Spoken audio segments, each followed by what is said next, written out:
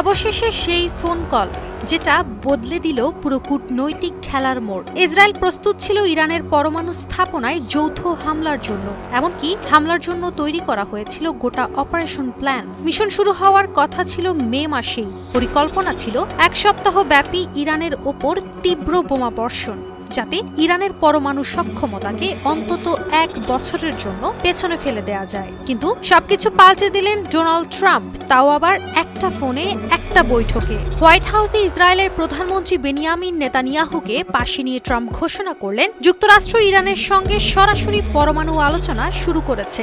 এই ঘোষণার পরপরই যেন চুপসে গেল ইসরায়েলি স্বপ্ন, বদলে গেল যুদ্ধের গন্ধ, শুরু হলো কূটনৈতিক এক থ্রিলার, যার প্রতিটি অধ্যায়ে জড়িয়ে আছে গুপ্তচর বৃত্তি, সামরিক পরিকল্পনা, অভ্যন্তরীণ বিভাজন আর সেই অজানা প্রশ্ন, ইরান কি আসলেই পারমাণবিক অস্ত্র তৈরির দোরগোড়ায়?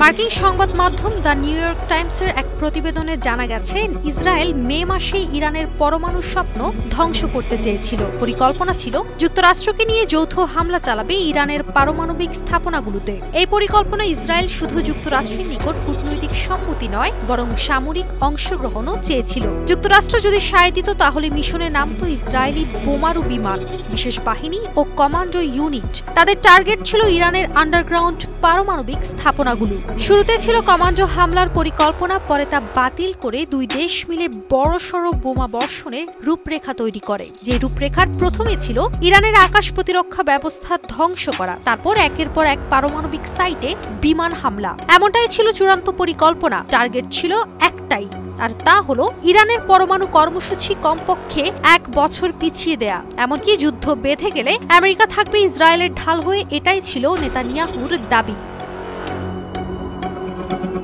এরপরে কূটনৈতিক মহলেই শুরু হয় আলোচনা সমালোচনা।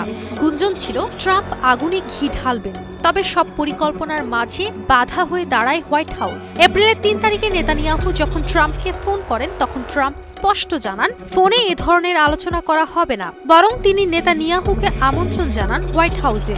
4 দিন পর 7 এপ্রিল ট্রাম্পের পাশে বসে নেতানিয়াহু শুনেন এমন এক ঘোষণা যা শুনে হতবাক হয়েছে কূটনৈতিক মহল। ট্রাম্প জানান যুক্তরাষ্ট্র ইরানের সঙ্গে সরাসরি পরমাণু আলোচনা শুরু করেছে। এরপরই নেতানিয়াহু চুপ, কারণ ট্রাম্পের এই বক্তব্য পাল্টে দিল পুরো পরিকল্পনার সমীকরণ।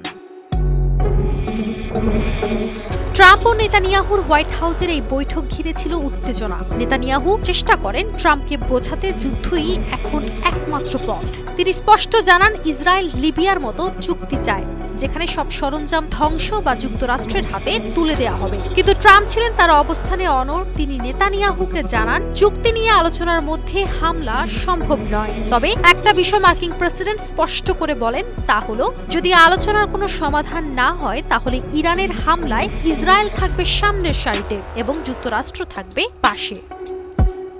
মার্কিন সংবাদ মাধ্যম এক্সিওসের এক প্রতিবেদনে জানা যায়, ইরান যুক্তরাষ্ট্র ইস্যুতে হোয়াইট হাউসের ভেতরেই রয়েছে স্পষ্ট বিভক্তি। এক পক্ষ কূটনৈতিক সমাধানে আগ্রহী, যাদের মধ্যে আছেন vice president JD Vance, envoy Steve Witkoff ও প্রতিরক্ষা সচিব পিট হেগসেট। তারা মনে করেন যুদ্ধ হলে তেলের দাম বাড়বে, অর্থনীতি ভেঙে পড়বে আর সেনারাও ঝুঁকিতে পড়বে। অন্যদিকে আরেক পক্ষ চান সামরিক পদক্ষেপ, যেমন মার্কো রুবিও এবং নিরাপত্তা উপদেষ্টা মাইক ওয়ার্ডস। তারা মনে করেন এখনই সময় ইরানের দুর্বল অবস্থায় থাকা পরমাণু কর্মসূচি ধ্বংস করার। তবে এত কিছুর পর ট্রাম্প নিজেরই কৌশলে যেন গেলেন এই পারমাণবিক ইস্যুতে। প্রাণ সসের মাখামাখি টেস্ট নুডলসকে করে তোলে আরো ইয়ামি, আরো জোস। প্রাণ সসের এ বিষয়ে নেতানিয়াহু নিজের ভিডিও বার্তায় জানান, ইসরায়েল ও যুক্তরাষ্ট্র ইরানের পারমাণবিক ইস্যুতে একমত। কোনো মতেই ইরান পারমাণবিক বোমা পাবে না। তবে তিনি এটাও স্পষ্ট করেন ইসরায়েল লিবিয়ার মতো সমাধান চায়। প্রথম দফা পেরিয়ে এখন ঘনিয়ে আসছে দ্বিতীয় দফার বৈঠকের সময়। এই মুহূর্তে ইরান 60% ইউরেনিয়াম সমৃদ্ধ করেছে, যা পারমাণবিক অস্ত্র তৈরির 90% কাছাকাছি। জানিয়ে পশ্চিমা বিশ্ব রয়েছে আতঙ্কে। এর মাঝে IAEA প্রধান রাফায়েল গ্রোসি গেছেন ইরানে। তার ভাষায় ইরান পারমাণবিক বোমা তৈরির দ্বার প্রান্তে। তিনি জানান এই বিষয়ে IAEA এর ভূমিকা হবে নিরপেক্ষ আর বিশ্বাসযোগ্য। সবশেষে তিনি স্পষ্ট জানান IAEA কে ছাড়া কোনো চুক্তি করা যাবে না। এদিকে এ বিষয়ে ইরান স্পষ্ট জানিয়ে দিয়েছে ইউরেনিয়াম সমৃদ্ধকরণ অপরিবর্তনীয়। ইরানের পররাষ্ট্রমন্ত্রী আব্বাস আরাকচি জানিয়েছেন ইরান এই বিষয়টি নিয়ে আলোচনা করবে না। এখন প্রশ্ন একটাই, চুক্তি হবে নাকি যুদ্ধ? যুদ্ধের মেঘ সরিয়ে আলো আসবে নাকি সব আলো নিভিয়ে সেই আগুনেই পূর্বে পুরো মধ্যপ্রাচ্য? বিশ্ব তাকিয়ে আছে রোমের দিকে, যেখানে কূটনীতি আর সংঘর্ষের মধ্যকার সুতোটা টান টান হয়ে দাঁড়িয়ে আছে ইরান যুক্তরাষ্ট্র সম্পর্কের এক অজানা মোড়ে। কাজী অহনা, নিউজ 24।